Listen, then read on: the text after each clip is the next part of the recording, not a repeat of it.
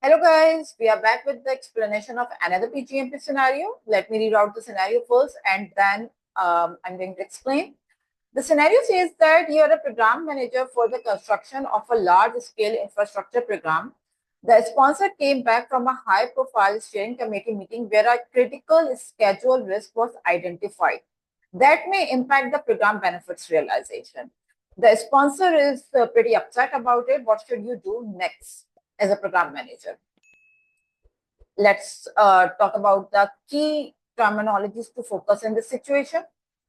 First of all, it's a large-scale infrastructure program.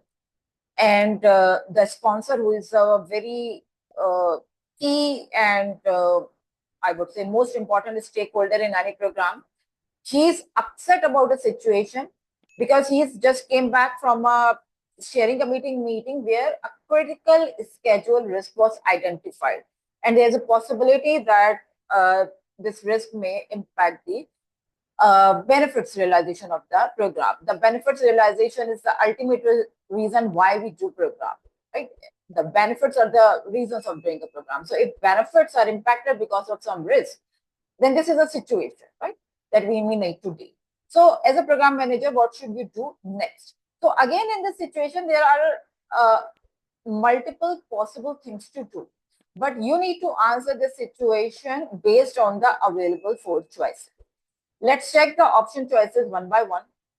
Option A says that implement the risk response plan for the identified risk. The very next thing to do is not to implement the risk response plan, because you just have got that risk identified. You have not got that risk analyzed, and you have not really come up with the right action step for that. So, although knowing the risk is important, the implementation of risk response is also very important. But in between the analysis part for that risk and knowing, most likely we already know the severity level or the priority for that risk. But we need more data, more analysis, more context, and more understanding of how that risk would impact the benefits, identified benefits in the benefits management plan before proceeding to the implementation of the risk response plan. So option A is out. Option B says document the risk in the risk register and create a mitigation response plan. Now, this sounds like an idea. Knowing the risk, getting that,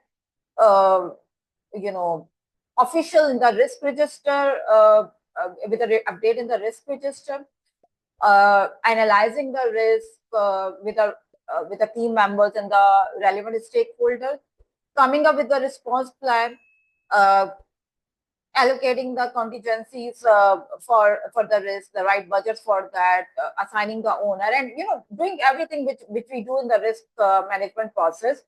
It's important to understand that how that risk impacts the different objectives of the program, how much budget or schedule allocate. Most likely this risk is not going to impact the budget because this is a schedule risk. So most likely you don't need a budget, but you definitely need resources and people prioritized for the response plan for that risk. You need the contingencies in the form of a schedule, right?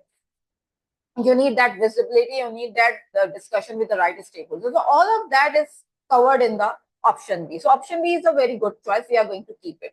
Let's check the other 2 choices that we have. Option C says update the program risk and benefits management plan as the next thing to do. Option C is also a good choice in this case, because somebody would say that if you have a schedule risk that may impact the benefits realization of the program, then we need to update some of the benefits related artifacts as well. Right? And benefits management plan is that artifact which has the visibility of all the identified benefits with the necessary KPIs and other related data. But is that the next thing to do?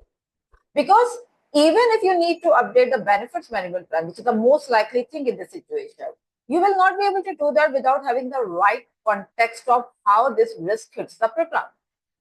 Knowing the different constraints of the program which are going to be impacted, the different benefits which are going to be updated, and the impact of that, the severity level of that, the relatedness of that, all of that is needed, which is covered in option B as part of risk analysis.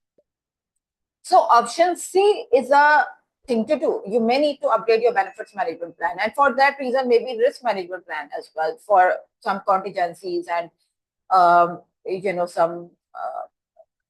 some frequencies and methodologies related thing, but not as the very next thing. In this situation, the very next thing to do between B and C is B and not C. For C, you need more context, which you are going to get from B. But option D says escalate the risk to the portfolio governance board. So option D could be a choice only after doing option B, the risk analysis. You get to know that this risk and its severity level, its impact, or the different strategies that we need to probably incorporate, of the different plans that we need to incorporate as a result of that risk, is beyond our risk threshold level, or the absorbance of the risk that we are allowed to have is it doesn't actually fulfill the need for this for the action plan for this risk. So if the response plan of the risk is beyond your threshold levels, only then you escalate the risk or the issues. If like the program team is able to take care of the mitigation and response plan by themselves, then escalation is not needed. Then the program manager and the program team needs to take care of the risk. So again, escalation is an extreme step, and it's not the very next thing to do in this situation. You may need to go for escalation, or you may not need to go for escalation. That also depends on your study from option B. So option B is the right choice in this case, and is a more safer choice as well, and it's the more appropriate choice as well. As a program manager, as a program team, most of the situations you should be able to deal by yourself. Not for every situation you go to sponsor, or you go to steering committee, or you go to the next level in the hierarchy, right? Only if needed, only if it is beyond your authority level as a program manager. I hope you like this explanation. I will be back very soon with the answer explanation of another PgMP scenario. Till then, take care. Goodbye.